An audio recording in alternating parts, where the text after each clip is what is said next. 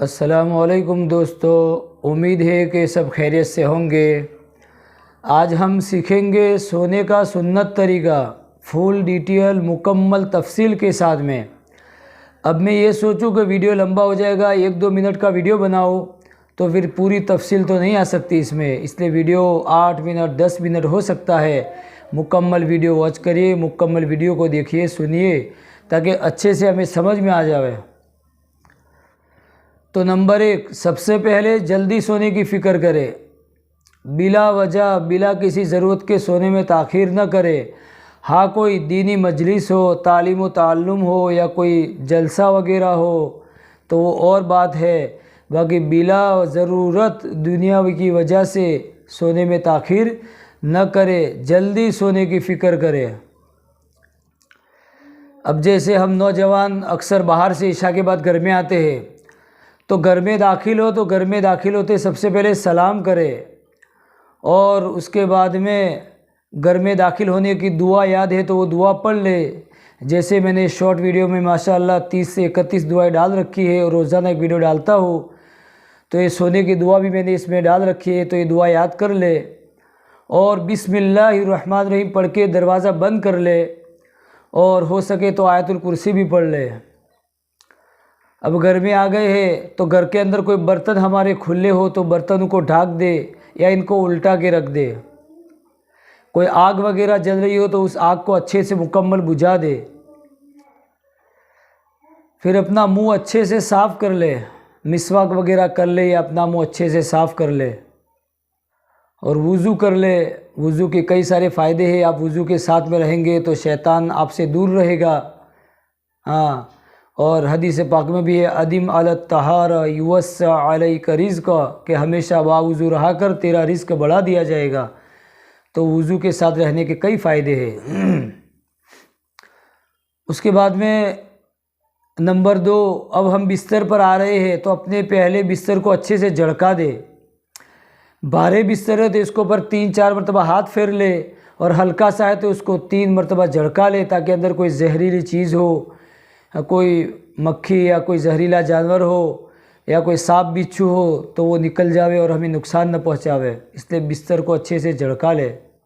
اور پھر 3 سلائی سرما لگا لے آنکھوں میں، کہ پورے دن آنکھوں میں کوئی دھول مٹی کچرا وغیرہ گیا ہے تو آنکھوں میں سرما لگا کر سوئیں گے تو ہمارے آنکھوں میں سے کچرا سارا نکل جائے گا، ہماری آنکھوں کی روشنی تیز ہوگی، تو اللہ کے نبی کی سنت بھی زندہ ہو جائے گی اور ہمارا بھی فائدہ ہی فائدہ ہے۔ اس لیے 3 سلائی سرما آنکھوں میں لگا لے، پہلے دائیں جانب 3 مرتبہ لگا لے، پھر بائیں جانب 3 مرتبہ لگا لے۔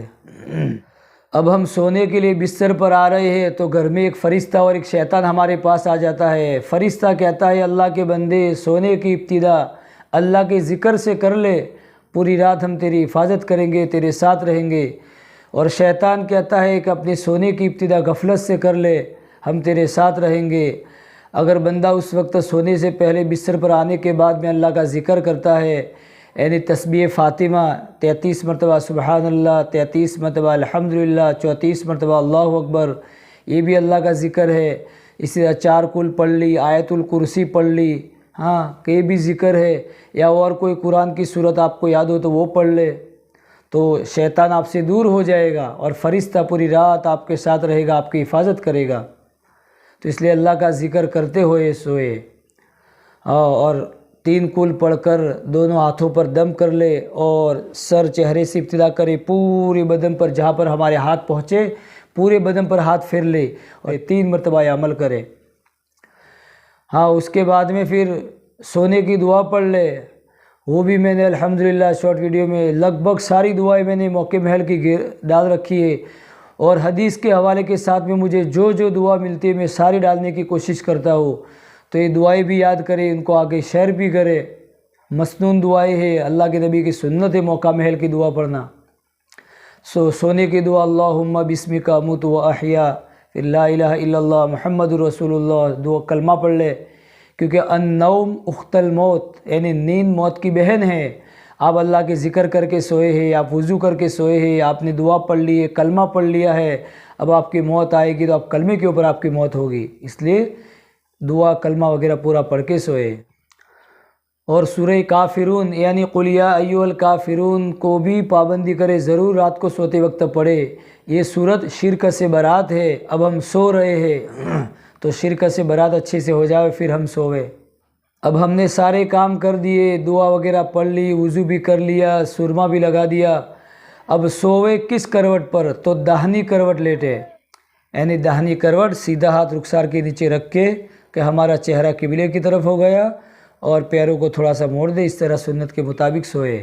اور ہاں تھوڑی دیر یہ بھی محاسبہ کر لے، اپنے دل کو پورا صاف کر لے۔